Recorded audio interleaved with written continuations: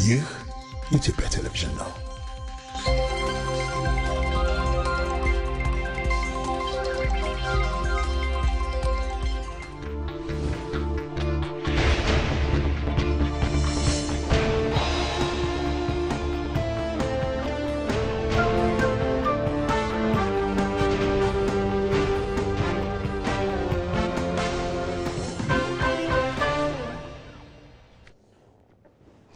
እንዴት አምሽታችኋል የተወዳችሁ ተመልካቾቻችን የኢትዮጵያ ቴሌቪዥንን እየተከታተላችሁ ትገኛላችሁ ከምሽቱ 12 ሰዓት ሆኗል የዕለተ ሐሙስ የሚያዝያ 30 2017 ዓ.ም የኢቲቪ ዜና 57 በቀጥታ ለ2 ሰዓታት ለ3 ሰዓታት ያህል ከናንተ ጋር አየር ላይ ሊቆይ ጅማሮውን አድርጓል በምዕራፍ አንድ ያዝናቸውን አበይት ጉዳዮች እናስቀድም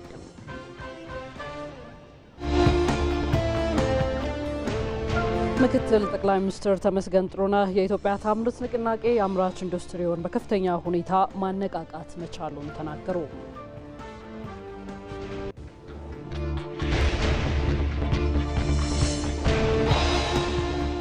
ኢትዮጵያ ከ3 ዓመታት በፊት በጠረጴዛ ዙሪያ ለመወያየት የሚያስችል ሀገራዊ ምክክር መጀመሯ እንደ ሀገር የገጠሙ ስብራቶችን ለማከም የሚያስችል መሆኑ ተጠቆመ።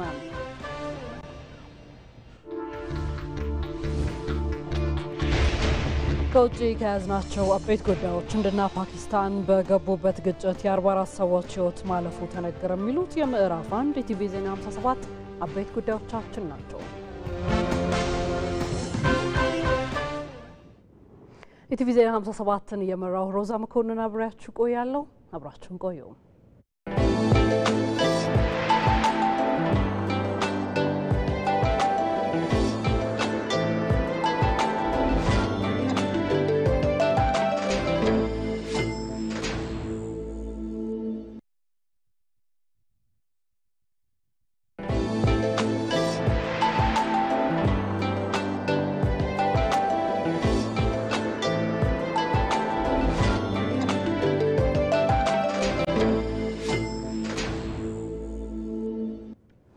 ወደ ቀዳሚው ዘገባ አልፋለሁ። የኢፌዴሪ ፕሬዝዳንት ታዬ አጽቀሥላሴ በነገው ዕለት በሚከበረው 80ኛው የሩሲያ የድል በዓል ላይ ለመታደም ዛሬ ማለዳ ሞስኮ ገብተዋል። ፕሬዝዳንት ታዬ ሞስኮ ሲገቡ የሩሲያ ፌዴሬሽን ውጭ ጉዳይ ሚኒስቴር ከፍተኛ ባለስልጣን አናቶሊ ቫሽኪን አቀባበል አድርገውላቸዋል።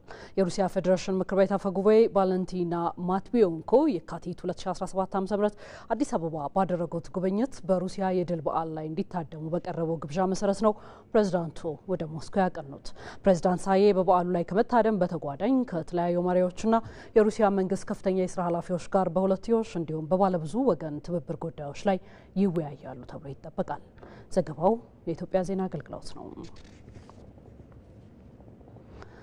የኢትዮጵያ ታምርት ንቅናቄ አምራች ኢንዱስትሪውን በከፍተኛ ሁኔታ ማነቃቃት ችሏል ሲሉ ምክትል ጠቅላይ ሚኒስትር ተመስገን ጥሩነህ ተናገሩ። በአዲስ አበባ ሲካሄድ የቆየው 3ኛው የኢትዮጵያ ታምርት ኤክስፖ ተጠናቋል። አሸናፊ እንዳለ በኢንዱስትሪ ሚኒስቴር አዘጋጅነት ላለፉት 5 ቀናት ሲካሄድ በቆየው 3ኛው ኢትዮጵያ ታምርት ኤክስፖም በርካታ አምራቾች ጥበብና አቅማቸው የተገለጸባቸውን ሀገራዊ ምርቶችን አቅርበውበታል። ከ120 ሺህ በላይ ጎብኚዎች የተሳተፉበት የኤክስፖ የማጠቃለያ መርሃ ግብሩን ምክትል ጠቅላይ ሚኒስትር ተመስገን ጥሩነህ በተገኙበት አከናውኗል። ሀገራዊ እድገትን ለማግኘት በመንግስት ትኩረት ከተሰጣቸው ዘርፎች መካከል የኢንዱስትሪው ዘርፍ አንዱ መሆኑን የጠቆሙት ምክትል ጠቅላይ ሚኒስትር ተመስገን የኢትዮጵያ ታምርት ንቅናቄ ከፍተኛ ውጤት አስገኝቷል ብለዋል። በኢትዮጵያ ታምርት ንቅናቄ በተፈጠረው መነሳሳትና የተቀናጀ አሰራር ምክንያት የአምራች ኢንዱስትሪው አማካይ የማምረት አቅም አጠቃቀም በ2014 ከነበረበት 46% ወይም 46 በመቶ በ2017 የ6 ወራት 60.2 በመቶ ለማድረስ ተችሏል። የሀገር ውስጥ የገበያ ድርሻ በ2014 ከነበረበት 30 በመቶ በ2017 9 ወራት 41.4 በመቶ ለማድረስም ተችሏል። የዘርፉ ዓመታዊ እድገት የ2014 ከነበረበት የ5% እድገት በ2016 ዓመተ ምህረት በ10.1% ማደግ ችሏል። በ2017 በጀት ዓመት 13 በመቶ እድገት ያስመዘግባል ተብሎም ይጠበቃል።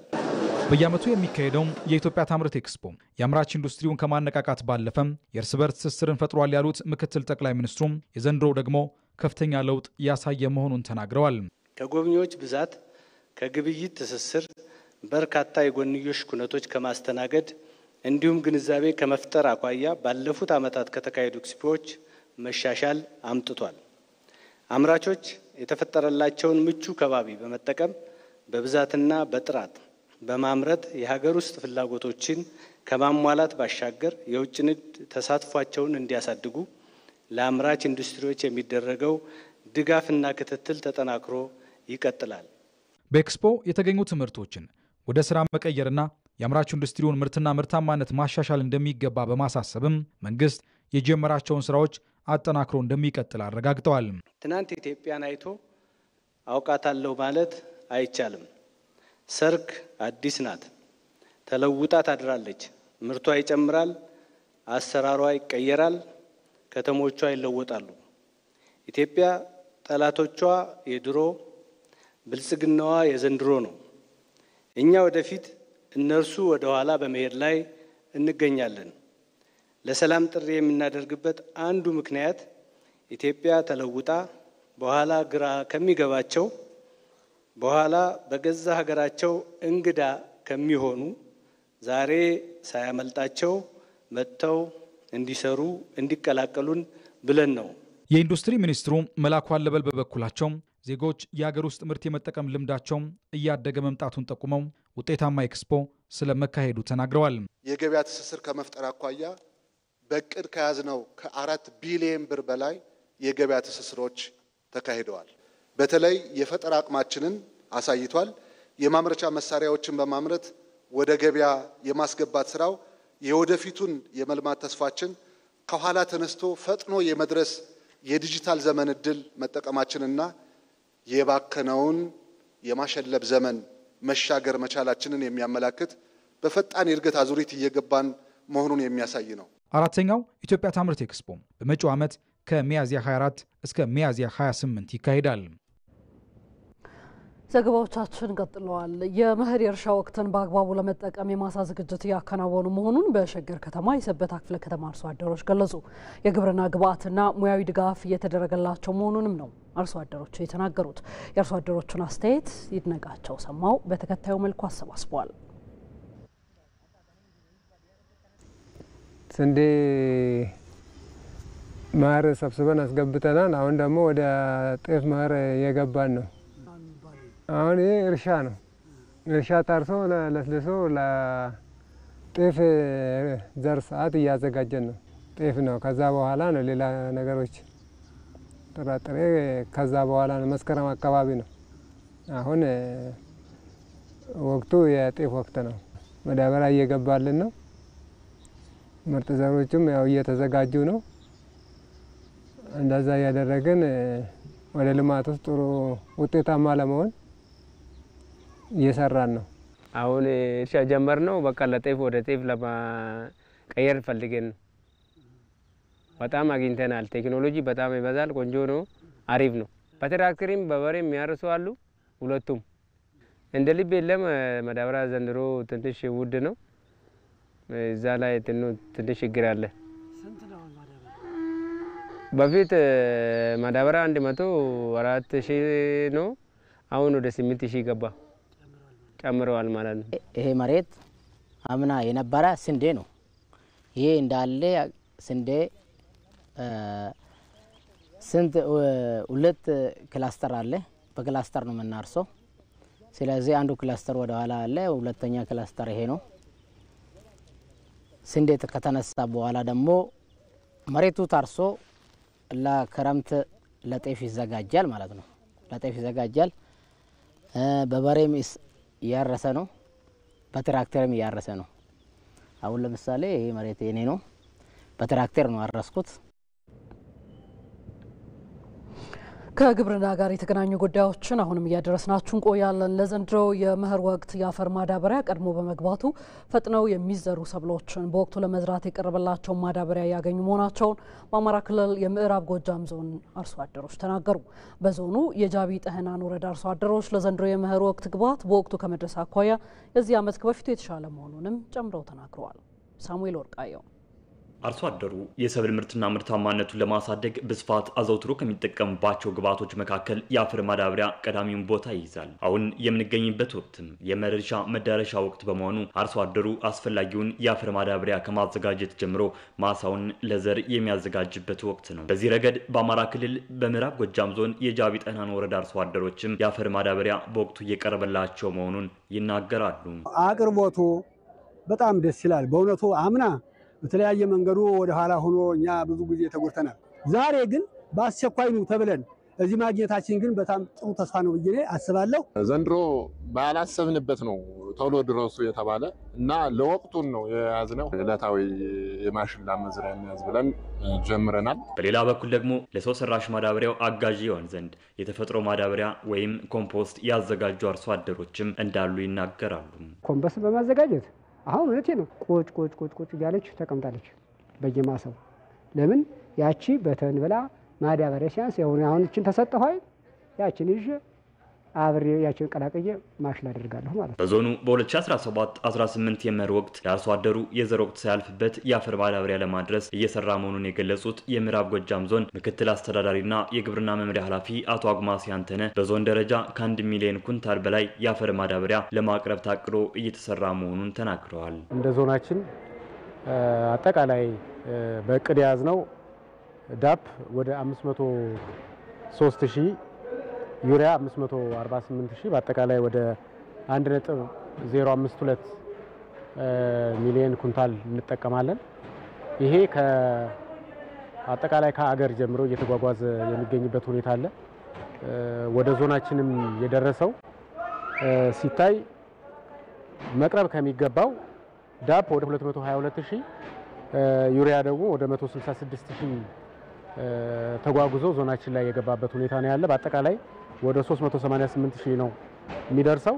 ይሄም በአመቱ ይቀርባል ብለን ከያዝነው 36.9% የቀረበበት ሁኔታ ነው ያለው። በዞኑ ከወደብ የሚመጣውን የአፈር ማዳበሪያ በበቂ መጠን የሚይዙ መጋዘኖችን በማዘጋጀት ስርጭት እየተከናወነ መሆኑን የገለጹት ደግሞ የምዕራብ ጎጃም ዞን ህብረት ስራ ማህበራት ተጠሪ ጽህፈት ቤት ኃላፊ ሸጋዬ ያረጋል ናቸው። በ3 ማዕከላት ይህንን ሊይዝ የሚችል መጋዘን አዘጋጅተናል። በ3 ጣቢያ ደንበጫ፣ ፍኖተ ሰላምና ቡሬ ከተማ ላይ ስርጭት እየተካሄደ ይገኛል። የአፈር ማዳበሪያው ወደ ዞን ማዕከላት ቀድሞ እየገባ ቢሆንም አርሶ አደሩ በወቅቱ ማዳበሪያውን እንዳይወስድ የጸጥታ ችግሩ የፈጠራቸው ውዥንብሮችና ከማዳበሪያው ዋጋ ጭማሪ ጋር ተያይዞ አርሶ አደሩ የቀረበለትን ማዳበሪያ በወቅቱ ከመውሰድ አንጻር ክፍተቶች እየተስተዋሉ መሆኑን ተገልጿል። በመሆኑም አርሶ አደሩ የቀረበለትን ግብዓት በወቅቱ እንዲጠቀምም ጥሪ ቀርቧል። ወደ 46,000 ኩንታል ማዳበሪያና ዩሪያ እስካሁን ድረስ እስከዛሬዋ ድረስ የተሰራጨበት ሁኔታ ነው ያለው።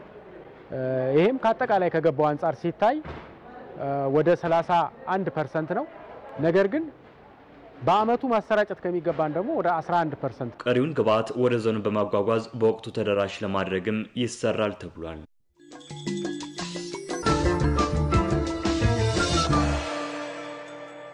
ትልቅ የሀገር ሀብት የሆኑ አንጋፋ ኢትዮጵያዊ እናቀርባለን። ያልሆነ ነገር ሳይ መጠየቅ ነው። አይ የሰው ነገር አይሰማም ታሟል የሚል ወደ እብደት ደረጃ እብድ ነው የሚል ነገር ነው የሰጡኝ። ከ13 ዓመት በኋላ የመጀመሪያው ጉዞ ወደ ጎጃም፣ ከጎጃም ወደ ወሎ፣ ከወሎ ወደ ጎንደር እያልኩ ለ5 ዓመታት ወደ ወላጄ ሳልመለስ በዚያው ቆያለሁ። ከሰው ልጆች ላይ ባይዱ ማን ነው ጥያቄ። ነጭ ጥቁር ማድረግ አንድ ፈጣሪ ስራ ነው። በዘር ሐረጋችን ግን የአዳምና የሔዋን ልጆች ነን። ይሄ ማህበረሰብ የተቋቋመው የተማሩ ሰዎች መጥተው እንዲሆኑ ብለዋል። የዕለት ተዕለት ኑሯቸውን የሚኖሩ ሰዎች እርስ በርሳቸው ተግባብተው ተስማምተው ያቋቋሙት ይሄ በጣም የተለየ ሞዴል ያደርጋል። ጠበስታካቸው ከምድረ ገጽ መወገድ አለበት። ሰላምን ዘርግተን ገነትን ፈጥረን መሄድ አለብን። ጥያቄያቸው ጠብ እንዴት ይጠራል ስላለን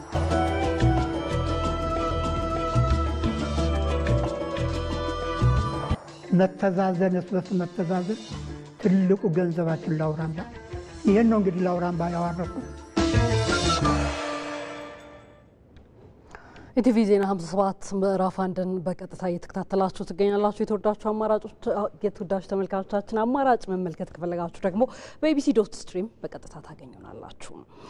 የኢትዮጵያ አረንጓዴ ልማት ስራ የምግብ ሉዓላዊነትን ለማረጋገጥ የሚያስችል ወሳኝ እርምጃ መሆኑን የአካባቢ ጥበቃ ምሁራን ገለጹ።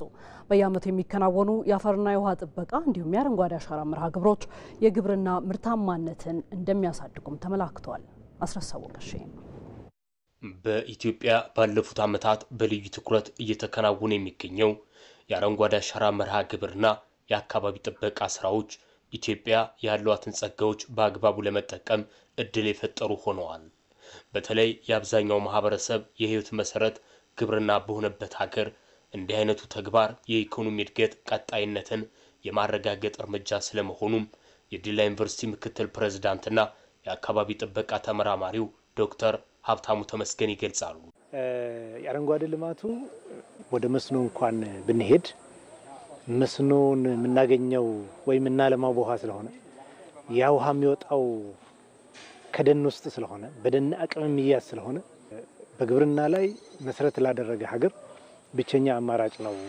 ከዛ ውጪ መሆን በጣም አስቸጋሪ ነው የሚል እምነት ነው ያለኝ። እንደ ሀገር ደግሞ ሌላ ፈተና የሚሆነው የሀገሪቱ የመሬት አቀማመጥ በጣም አስቸጋሪ ነው። በኢትዮጵያ የተለያዩ አካባቢዎች በቅንጅት እየተሰራ ያለው የአፈርና ውሃ ጥበቃ እንዲሁም የአረንጓዴ አሻራ ስራ የግብርና ምርታማነትን በተጨባጭ እንደሚያረጋግጥም በዲላ ዩኒቨርሲቲ የአካባቢ ጥበቃ ተመራማሪው ዶክተር እሸቱ ይርሳው ተናግረዋል። የተለያዩ የዛፍ ዘሮችን በመትከል እነዚህን አፈርና ውሃን ሊጠበቁ በሚችሉበት መልኩ የዛነት ቦታዎች ላይ በመትከል አፈርና ውሃ ተጠበቀ ማለት ያው የግብርና ምርትና ምርታማነቱን የመጨመሩ ነገር ይኖራል። ኢትዮጵያ በተለያየ መልኩ ሽግግር ያደረገችበት ያለው የግብርናው ዘርፍ የምግብ ሉዓላዊነትን ለማረጋገጥ እንደሚያግዝም ተገልጿል። ኢኮኖሚያ ግብርና ላይ እጅጉን የተመሰረተ ሀገር የኢኮኖሚ ሉዓላዊነቷን ማረጋገጥ የምትችለው ስነ ምህዳሯን በደንብ ስትይዝ ውሃዋን በደንብ ስትንከባከብና ስትጠቀመው ለግብርናው ስራ በመስኖ በተለያየ መንገድ ያንን መጠቀም ሲቻል ብቻ ስለሆነ በቀጥታ የሚገናኝ ነው ከኢኮኖሚ ሉዓላዊነት ጋር። ምክንያቱም ሉዓላዊነት ያለምንም ጣልቃ ገብነት ራስን በራስ ሀገር በራስ ሪሶርስ በራስ ህዝብ ጉዳይ ላይ መወሰን። በኢትዮጵያ በየዓመቱ የሚከናወኑ የአካባቢ ጥበቃ ስራዎችን ዘላቂነት ለማረጋገጥ በጥናት መደገፍ እንደሚገባም ተመላክቷል። ዜናዎቻችን ቀጥለዋል። ወታደራዊ አመራሮች የጨበጡትን እውቀት ብቃትና ክህሎት በአግባቡ ወደ ተግባር በመተርጎም ለድል የሚያበቃ ግዳጅ መፈጸም እንደሚገባቸው የመከላከያ ሰራዊት ምስራቅ እዝ ዋና አዛዥ ሌተናል ጀነራል መሐመድ ተሰማ አሳሰቡ። በአማራ ክልል በጎጃምና በጎንደር ዞኖች ተሰማርተው ግዳጃቸውን የተወጡ ለሚገኙ የሰራዊቱ አባላትና አመራሮችም ስልጠና ተሰጥቷል። ራሄል ፍሬው በክልሉ በምዕራብ ጎጃምና ደቡብ ጎንደር ዞኖች በሕግ ማስከበር ግዳጅ ላይ ለሚገኙ የሰራዊት አመራሮችና አባላት ስልጠና ተሰጥቷል። ስልጠናው የተቋሙን የአጭርና የረጅም ጊዜ ተልዕኮ በመረዳት ውጤታማነትን ለማጎልበት የተዘጋጀ ስለመሆኑ የምስራቅ እዝ ዋና አዛዥ ሌተናል ጀነራል መሐመድ ተሰማ አስገንዝበዋል። ሕገ መንግስቱ የቆመላቸው መሰረታዊ ዓላማዎች አሉ። የተቋማችን ተልዕኮ አለ። እየተገነባንባቸው ያለነው ለድል ያበቁን ባህሪያቶችና እሴቶች አሉ። እነዚህን በሚገባ ተላብሶ እያንዳንዱ አመራር ያንን በጽናት እየተገበረ ሰራዊቱንም በዛ እየገነባ እያስተገበረ መምራት መቻል ነው። ለድል የሚያበቁ እነዛ ነገሮች ናቸው። የተሰጠው ስልጠና ወታደራዊ መሪዎች በውስን ኃይልና አነስተኛ ኪሳራ ትልቅ ድል ማስገኘት የሚያስችል አቅም የፈጠረና ስራዎቻቸውን በውጤት መለካት የሚያስችል ቁመና ያላበሰ ነው ተብሏል። የተፈጠረው ዕውቀትና ብቃት በእናንተ በእያንዳንዳችሁ አእምሮ ላይ የአሸናፊነት ስነልቦና አደርገዋለሁ የሚል የአሸናፊነት ስነልቦና ኃላፊነትና ተጠያቂነት ይዛችሁ በቀጥታ ለምትመሩት አሃዱ ይህን ኤክሰርሳይዝ በማድረግ ለውጥ ማምጣት መቻል ይኖርባችሁ። የስልጠናው ተሳታፊ የክፍለ ጦር አመራሮች የተገነቡባቸውን ህዝባዊ ባህሪዎች በመጠበቅ ግዳጃቸውን በብቃት ለመወጣት ጥሩ ተሞክሮ ያገኙበት ውጤታማ ስልጠና መውሰዳቸውን አረጋግጠዋል። ግዳጅ ማዘጋጀት፣ የመሪነት ተግባር እነዚህ በዝርዝር የተማርናቸው ናቸው። እነዚህን በጉባኤ በገለጻ በልምምድ ነው የስልጠናው አፈጻጸም የተደረገው ማለት ነው። የቲም መሪ ስራና ተግባር ይሄ ነው፣ የመቶ መሪ ስራና ተግባር ይሄ ነው፣ የሻምበል መሪ ስራና ተግባር ይሄ ነው ብለን ለይቶ ያወቀበት ከዚህም አንፃር ከፍተኛ ውጤትና እውቀት የተገኘበት ስልጠና እንደነበረ ነው በስልጠናችን ያረጋገጥነው። በስልጠና ለውጦች አሉ፣ የነበረን ችግር ማቅረፍ ችለናል የሚለውን ነገር ያሳያል። እንደ ምስራቅ እዝ የህዝብ ግንኙነት ክፍል ዘገባ በስልጠናው የአመራር ሰጭነት፣ የስነ ልቦና፣ የስልት፣ የአካል ብቃትና ሌሎችም አርዕስቶች የተካተቱበት ነው። የቦኮ የተፈጥሮ እንፋሎት ከአዲስ አበባ በቅርብ ርቀት በምትገኘው አዳማ ከተማ ይገኛል። ይህ የተፈጥሮ እንፋሎት ለበርካቶች የፈውስም የውበትም አገልግሎትን እየሰጠ ይገኛል። ብዙዎች በምርኩዝ መጥተው በእግራቸው የተመለሱበት ስፍራ እንደሆነም ነው የሚነገርለት። ይህን የተፈጥሮ እንፋሎት ምን በረከት እየሰጠ ነው የሚለውም በስፍራው ተመልክቶ መሐመድ አልቃድር ራሱን ሞክሮት ተከታዩን ዘገባ ሊያደርሰን ተዘጋጅቷል። እንከታተለው።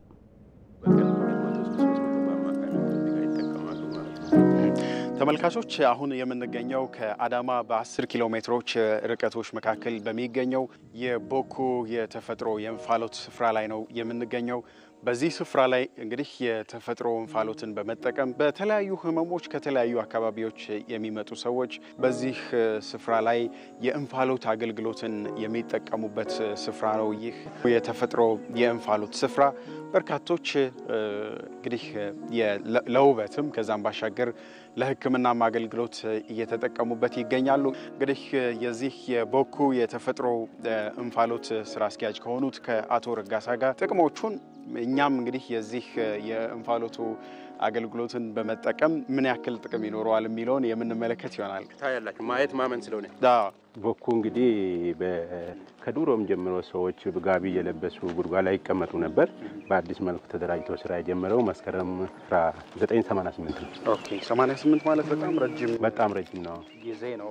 እንግዲህ ወደ 30 ዓመት የሚደርስ ጊዜ አገልግሏል ማለት ነው። እውነት ነው። ምን አገልግሎት አለው? አሁን ዘመኗል ወይ? ዘመናዊ አገልግሎት እየሰጠ ነው ወይ?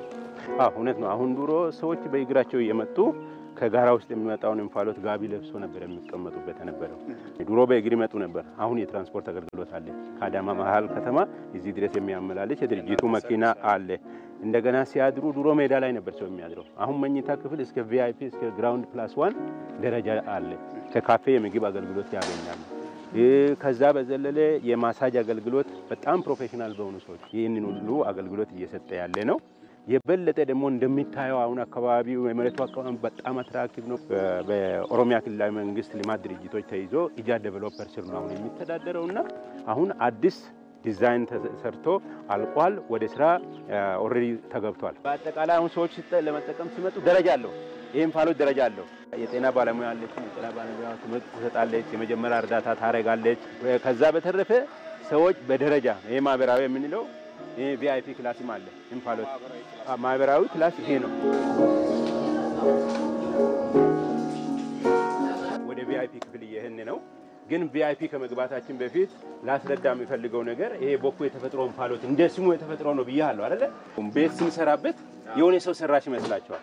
አሁን ተፈጥሯዊ አይመስልም። ይሄንን አሁን ለምንድን ነው እዚህ ጋር ምንም ሳንሰራበት ያስቀመጥ? እንዴት እንደሚያቃጥል በጣም ያቃጥላል። ይሄ ምንድነው ከጋራ ውስጥ የሚወጣው እንፋሎት በቃ የተፈጥሮ መሆኑን ሰዎች እንዳዩ አንደኛ፣ ሁለተኛ ደግሞ የአስሚ ችግር ያለባቸው ውስጥ በጣም ስለሚሞቅ መቆየት ውስጥ ስለማይችሉ ወጣ ወይ ጋቢ ነገር አድርጎ እዚህ ላይ የመተንፈሻ ችግር ያለበት ሰው ልቡ ምኑም ሌላ ሰውነቱ ሳይደክም ማለት ነው እንደዚህ ለብሶ መጠቀም ይችላል ማለት ነው። ሙቀት አለው። በጣም ሙቀት አለው።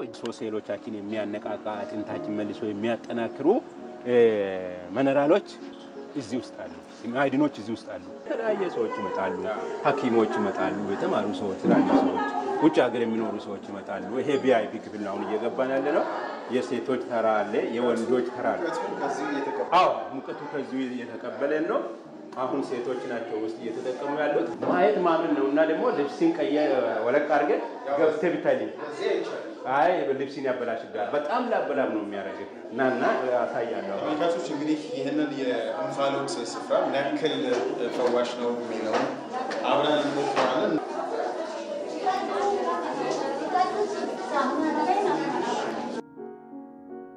ተመልካቾች እንግዲህ በዚህ የእንፋሎት የእንፋሎት አገልግሎት ውስጥ እንደምትመለከቱት ከገባው 1 ደቂቃ አልሞላኝ እጅግ በጣም ያፈናል። ካሜራችንም የተቸገረ ይመስለኛል ይሄንን ለመቅረጽ እንዴት ነበር?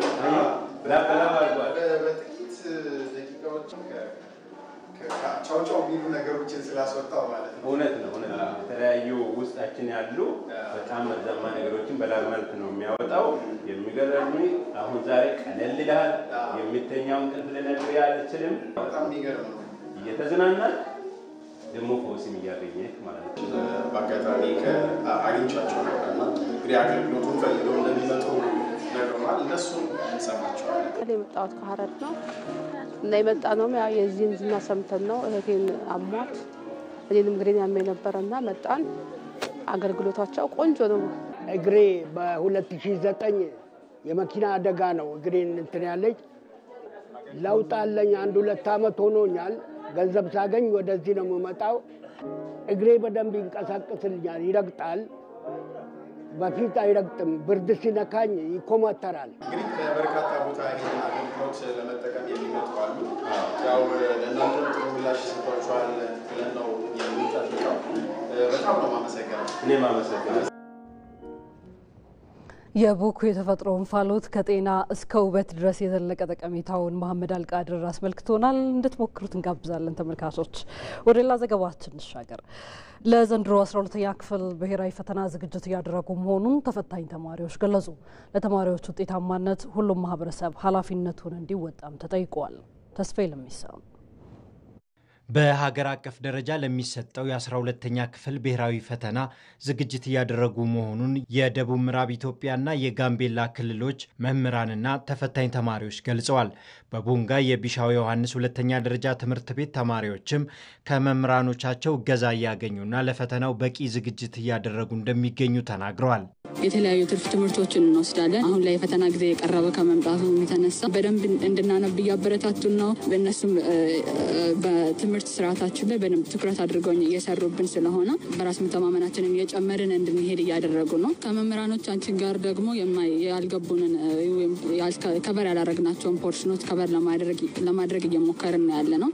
የጠዋት ስንሆን ከሰዓት እንማራለን። ከሰዓት ስንሆን ደግሞ ጠዋት መተን እንማራለን። ብዙ ተማሪ ጥረት እያደረገ ነው እንደኔ ያለው። በግል በቤትም የምናደርጋቸው ነገሮች አሉ።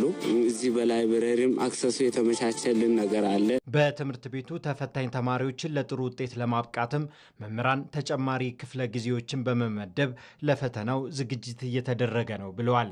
በቂ ዝግጅት እያደረግን ያለ ነው። መምህራኖቻችን በጣም ቀንና ማታ ደክመው እየሰሩ ነው። አሁንም የቀረውን ጊዜ የመንግስት አካላትም የሚመለከታቸው ወላጆችም ራሱ ተማሪውም የግቢው መምህርም ተባብሮ ተጋግዞ ተማሪዎችን ውጤታማ ማድረግ እጅግ በጣም አስፈላጊ ስለሆነ የቀረውን ጊዜ ያው ተግተን የምንሰራ ነው የሚሆነው። የደቡብ ምዕራብ ኢትዮጵያ ክልል 19000 ተማሪዎች የዘንድሮ 12ኛ ክፍል ፈተናን ይወስዳሉ። በተመሳሳይ በጋምቤላ ክልል ከ12000 በላይ ተፈታኝ ተማሪዎች ብሔራዊ ፈተናውን እንደሚወስዱ የክልሉ ትምህርት ቢሮ አስታውቋል።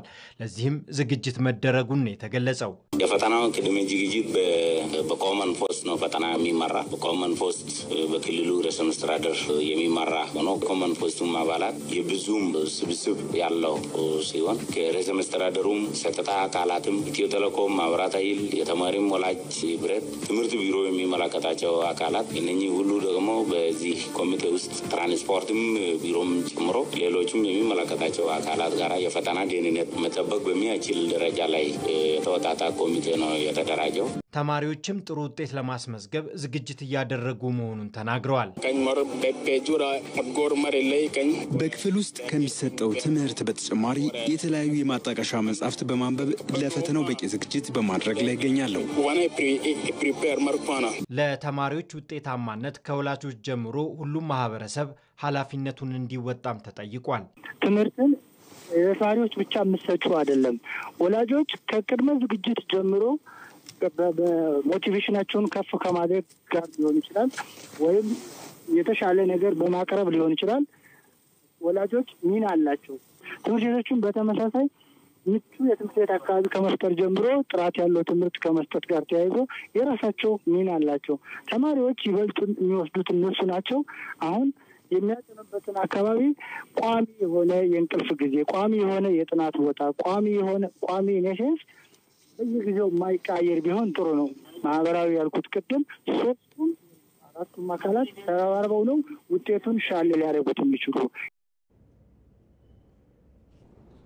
ኢቲቪ ዜና 57 ላይ ትገኛላችሁ። የተወዳጁ ተመልካቾቻችን ሰሞኑን በአዲስ አበባ እንዲሁም በተለያዩ የሀገሪቱ አካባቢዎች ዝናብ በርከት ያለ መስሏል። ዛሬ ታዲያ በቀጣይ ቀናቶች ምን የአየር ትንበያ አለ፣ ምን እንጠብቅ ልንል ኃይሉ ነገሰ የአየር ትንበያ ባለሙያ እዚህ ስቱዲዮአችን ጋብዘናል። ከእሱ ጋር ምን ቆይ ይሆናል። እንዴት አምሽተሃል? እንደምን አመሸሽ ሮዛ? ሰላም አምሽቻለሁ። እንዳልኩት ቀደም ሲል እንግዲህ ዝናቡ ፈትኖ ነበረ። ሰሞኑን በተወሰነ መልኩ ቀጣይነት አለው? አዎ ቀጣይነት ይኖረዋል። በልግ ዋነኛና ሁለተኛ የዝናብ ወቅታቸው በሆኑት የሀገራችን አካባቢዎች እንደዚሁም በሰሜን ምዕራብ የሀገራችን አካባቢዎች ላይ ቀጣይነት እንደሚኖረው ነው የትንበያ መረጃዎች የሚያመላክቱት። መልካም። በቀጣይ ቀናት ምን እንጠብቅ? አመሰግናለሁ ሮዛ። በዛሬው ዕለት በሰሜን በመካከለኛው በምዕራብና በደቡብ የሀገራችን አካባቢዎች ላይ የደመና ሽፋን ነበራቸው። ከዚሁም ጋር ተያይዞ በመታራ፣ በጅማ፣ በጎሬ፣ በሐዋሳና በአርባ ምንጭ ዝናብ ተመዝግቧል።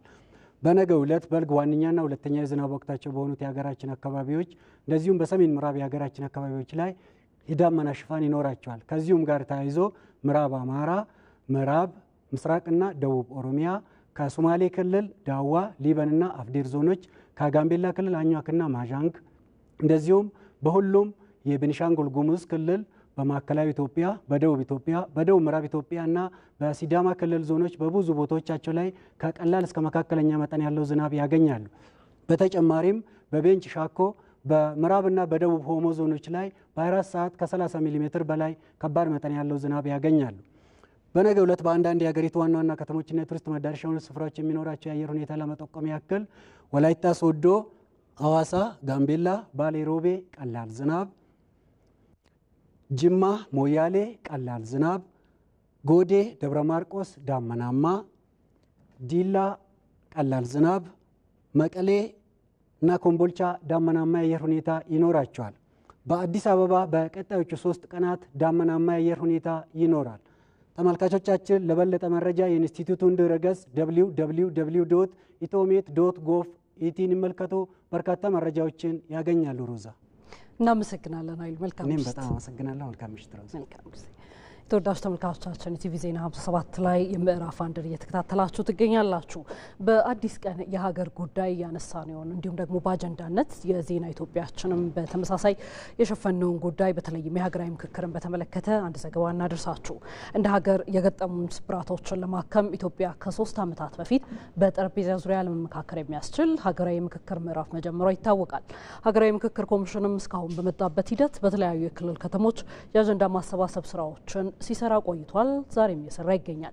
ይህን መነሻ በማድረግ የምክክር ኮሚሽኑ የመጣባቸው ምዕራፎች ምን ይመስሉ ነበር የሚለውን ሪፖርተራችን ነጻነት ፍቅሩ አዘጋጅታለች። ኢትዮጵያውያን ከማህበራዊ ህይወታቸው ጋር የተሰናኘ ችግሮቻቸውን የሚፈቱበት ሀገራዊ ጥበብ አላቸው። ቀን ቆርጦ ተቀምጦ በማንኛውም ጉዳይ ላይ ተመካክሮ መግባባት የኢትዮጵያውያን አንዱ ቀለም ነው። ሆኖም በሀገረ መንግስት ግንባታ ረጅም ታሪክ ያላት ኢትዮጵያ ያላትን ሀገራዊ የመነጋገር ጥበብ ሳትጠቀም ዜጎቿ በሀሳብ የበላይነት ማመን ተስኗቸው እዚህም እዚያ በተፈጠሩ ችግሮች ስብራቶችን አስተናግዳለች። የኔ ብቻ ትክክል የሚለው አካሄድም የሌሎችን አድምጦ በሰላም አለመግባባት አለመቻል ሀገርን ዋጋ አስከፍሏታል፣ እያስከፈላትም ይገኛል። እስካሁን የመጣነውን ያህል መተናል። እስካሁን የጠፋውን ያህል ጠፍቷል። ካሁን ወዲያ ግን እንደዛ መቀጠል አይገባንም። ማለት ለተሻለ ህይወት እንመጥናለን ማለት አሁን እየኖርንበት ያለነው የህይወት ስታይል አይመጥነንም። ልንሰራባቸው የምንችል ልናድግባቸው የምንችል ሰፊ ጎዳናዎች አሉ። ያን ደግሞ የምንጀምረው እውነትን ከመነጋገር ነው። ብዙዎችም በአንድ ነገር ይስማማሉ። የሀገር ሰላምን የማጽናት ኃላፊነት የሁሉም ነው በሚል ሀገሪቱ የሚያገባው አካል ሁሉ የሚሳተፍበት ሰላሙም ዘላቂ ይሆናል። ሀገር ግንባታውም የምናስተካክላቸውም ነገሮች ላይ ውጤታማ እንሆናለን ብዬ አስባለሁ። እንደ ሀገር የገጠሙንን ስብራቶች ለማከም በሀገር ልጅ ሀገር በቀል መፍትሄ በሚል በሀገራዊ ምክክር የጥላቻ ቁርሾ ልታስወግድ በሀሳብ ልትሞግት ኢትዮጵያ አሃዱ ብላ መንገዷን ስትጀምር ያኔ ሁሉም ልብ ውስጥ ይህ እውነት ነበር። የትም ቦታ ላይ የትም ብትሄድ የትም ምድር ላይ በኢትዮጵያ ምድር በፍቅር የምትኖርበትን ቀን ይናፍቃል። ይሄን ደግሞ ሁሉም ኢትዮጵያ የሚያውቀው በመሆኑ መመካከር ደግሞ ምክክር የኔ ወንድም ምን ሆነ ነው ምንድነው ያስቆረፈ ምንድነው ጠመንጃ ያስያዘ፣ ምንድነው ወረቀትና ስክሪፕቶ ያስያዘ፣ ምንድነው ፌስቡክ ላይ ያስለቀለቀ ብሎ ተመካክሮ ወይም ሶሻል ሚዲያ ላይ የሚያጽፈ ምንድነው ተብሎ ተመካክሮ ወደ መፍትሄ ለመምጣት ጅምሩ ስለሆነ በጣም የሚያስደስት ጉዳይ ነው። ሀገራዊ የምክክር ሂደት በዚህ ሁኔታ መጀመሩ በኢትዮጵያ ውስጥ አዲስ ምዕራፍ ነው። አዲስ የሚያሰኘው ሁኔታ ነው እንመካከር ማለት ራሱ አልነበረ። ደግፈኝ እንገዳደል የሚል ሁኔታ ነበረ ማለት። እኛ ሀገሩን እንደሚወድ ለህዝቡ ሰራለው እንደሚል ዜጎች መስራት ያለብን እንዲሳካ ነው። ጉድለቶች እንዲሞሉና ኢትዮጵያ ከችግሯ እንድትወጣ ነው መስራት ያለብን ብያምናለሁ። ኢትዮጵያ አሁን እየመከረች ነው። አለመግባባቶችንና ልዩነቶችን በምክክር ፈትቶ እንደ ሀገርም እንደ ህዝብም ወደሚቀጥለው ምዕራፍ ለመሻገር ሀገራዊ የምክክር ኮሚሽኑ በርካታ ምዕራፎችን እየተሻገረ ዛሬ ላይ ደርሷል። በተለይ ከፖለቲካ ፓርቲዎች በጣም ጥቂት ጣት የሚቆጠሩ ነበሩ ይደግፉ የነበሩት። አሁን ከ50 በላይ የሆኑ የፖለቲካ ፓርቲዎች ናቸው ከኛ ጋር አብሮ መስራት ላይ የሚገኙት። ደግሞ እየተመካከርን ነው። እዚህ ላይ ለህዝባችን በጣም ግልጽ እንደሆነ በእውነት በየቦታው በተለይ ተፎካካሪ ፓርቲዎች፣ ገዢ ፓርቲ አንድ ላይ የፖለቲካ ካውንስሉ የፖለቲካ ፓርቲዎች ካውንስል ቀኝ እጃችን ነው። በጣም ደጋፊያችን፣ በጣም አብሮን የሚሰራ ነው። ሀገራዊ የምክክር ሂደቱ በአሁኑ ሰዓት ሌላኛው ምዕራፍ ላይ ይገኛል። በዚህ ሂደት ውስጥ እየታየ ያለው የህዝብ ተሳትፎ፣ የባለድርሻ አካላት ሚና ነገ የተሻለች ኢትዮጵያን የማየት መሻቱን ነው። በዚህ የቡድን ውይይት ላይ ያየሁት በአብዛኛው ጥሩ ሁኔታ አለ። የእኩልነት የሚገልጽ የማንነት የሚገልጽ ከሌሎች አካባቢዎች ጋር ያለውን ነገር ወንድማማችነት በኢትዮጵያ ደረጃ አንድ ሆኖ ለመሄድ የሚገልጽ ሁኔታዎች ታዝቤያለሁ። በውይይት ሀገር ይጸናል። የሀገር አንድነትን ለማጽናት ደግሞ ንግግርና ውይይት ለኢትዮጵያውያን የሚገባ ነው። ወደ ውጭ ዘገባችን አለፍን። ህንድና ፓኪስታን በገቡበት ግጭት የ44 ሰዎች ህይወት ማለፉ ተነገረ። ህንድ ኦፕሬሽን ሲንዶር በሚል የጀመረችው ዘመቻ በፓኪስታን ስር ባለው የካሽሚር ግዛት የአየር ጥቃት ፈጽማለች። መሐመድ አልቃድር። ሲንዶር የህንዳውያን የሴቶች የጋብቻ ምልክት ነው። ህንዳውያኑ የጋብቻ ሁኔታቸውን ለማመላከት ግማሽ ጸጉራቸው ላይ ይህንን ምልክት ያስቀምጣሉ፣ ወይንም በግንባራቸው ላይ ደማቅ ቀለምን በክብ ያቀልማሉ። ያላገቡ ወይንም የፈቱ ሲሆኑ ደግሞ ይህ ምልክት ይጠፋል። ባለቤቶቻቸው ሲሞቱባቸው ደግሞ እንደዚሁ ያደርጋሉ። ወይዘሮ ናርዋል በካሽሚር ግዛት ከተገደሉት 26 ሰዎች አንዱ የነበረው ባሏ መሞቱን ለማሳየት ሲንዶሯን አጠፋች። ይህንንም ምስል ለቀቀች። ይህ ታዲያ በካሽሚር የደረሰው ጥቃት በርካቶችን ያላባወራ ያስቀረ ነው ተባለ። ለዚህም ህንድ በፓኪስታን እያደረገች ያለችውን ዘመቻ ኦፕሬሽን ሲንዶር አለችው። ህንዳውያን ሴቶች ያለ ባሎቻቸው ቀርተዋልና ህንድ በፓኪስታንና ፓኪስታን በምትቆጣጠረው የካሽሚር ግዛቶች ላይ ባሉ በርካታ ስፍራዎችም ላይ ወታደራዊ ጥቃቶችን ኦፕሬሽን ሲንዶር ስትል አካሂዳለች። በትላንትናው ዕለትም የአየር ጥቃትና የሚሳኤል ድብደባ ያካሄደችው ህንድ በፓኪስታን በርካቶች ህይወታቸውን እንዲያጡ ማድረጓን የፓኪስታን መንግስት አስታውቋል። በምላሹም ፓኪስታን የህንድ አየር ኃይል አውሮፕላኖችን 5ቱን መትቼ ጥያለሁ ብላለች። ለዚህ ግን ህንድ ማረጋገጫ አልሰጠችም። የህንድና የፓኪስታን ወታደሮች በአጨቃጫቂዋ የካሽሚር ድንበር ላይ ምሽቱን የጦር መሳሪያ ልውውጥ እንዲሁም የመድፍ ተኩስ ልውውጦችን ማድረጋቸውን የህንድ ጦር አስታውቋል። የኒውክሌር መሳሪያን የታጠቁት ኒው ዴልሂና ኢስላማባድ በህንድ በሚተዳደረው እንዲሁም አወዛጋቢ በሆነው በካሽሚር ግዛት በቱሪስቶች ላይ የተሰነዘረውን ጥቃት ተከትሎ 2 ሳምንታትን የዘለቀ ግጭት ውስጥ ገብተዋል። የፓኪስታን ጠቅላይ ሚኒስትር ሻህባዝ ሸሪፍ ትላንት ምሽት ባደረጉት ንግግር ኢስላማባድ በህንድ ለተገደሉባት ሰዎች በቀሏን ትመልሳለች ነው ያሉት። ይህን ባሉ በጥቂት ሰዓታትም ውስጥ በድንበሮች አካባቢ ከ44 ሰዎች በላይ ህይወታቸውን አጥተዋል። በፓኪስታን በኩል 31 ሰዎች በህንድ ጥቃት ሲሞቱ እንዲሁም ከድንበር አቅራቢያ በተተኮሱ ጥይቶች ከህንድ በኩል 13 የሚደርሱ ሰዎች ህይወታቸው ማለፉን ነው አልጀዚራ ያስነበበው። ምንም እንኳን ፓኪስታን በድንበር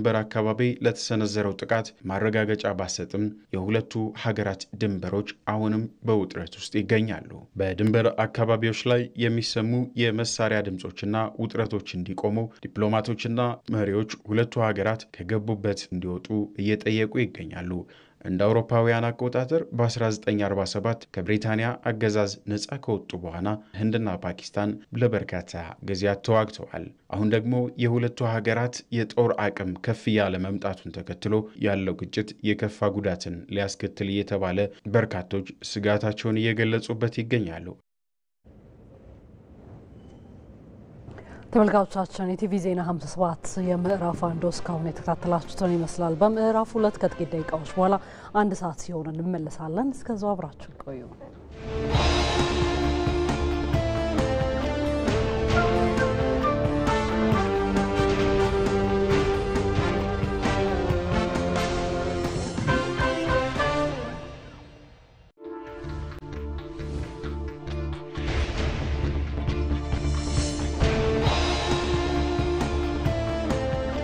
ትልቅ የሀገር ሀብት የሆኑ አንጋፋ ኢትዮጵያዊና ቅብና እናቀርባለን። ያልሆነ ነገር ሳይ መጠየቅ ነው። አይ የሰው ነገር አይሰማም ታሟል የሚል ወደ እብደት ደረጃ እብድ ነው የሚል ነገር ነው የሰጡኝ። ከ13 ዓመት በኋላ የመጀመሪያው ጉዞ ወደ ጎጃም፣ ከጎጃም ወደ ወሎ፣ ከወሎ ወደ ጎንደር እያልኩ ለ5 ዓመታት ወደ ወላጅ ሳልመለስ በዚያው ቆያለሁ። ከሰው ልጆች ላይ ባይዱ ማን ነው ጥያቄ። ነጭ ጥቁር ማድረግ አንድ ፈጣሪ ስራ ነው። በዘር ሐረጋችን ግን የአዳምና የሔዋን ልጆች ነን። ይሄ ማህበረሰብ የተቋቋመው የተማሩ ሰዎች መጥተው እንዲሆኑ ብለዋል። የዕለት ተዕለት ኑሯቸውን የሚኖሩ ሰዎች እርስ በርሳቸው ተግባብተው ተስማምተው ያቋቋሙት ይሄ በጣም የተለየ ሞዴል ያደርጋል። ጠበስታካቸው ከምድረ ገጽ መወገድ አለበት። ሰላምን ዘርግተን ገነትን ፈጥረን መሄድ አለበት። ጥያቄያቸው ጠብ እንዴት ይቀራል ስላለን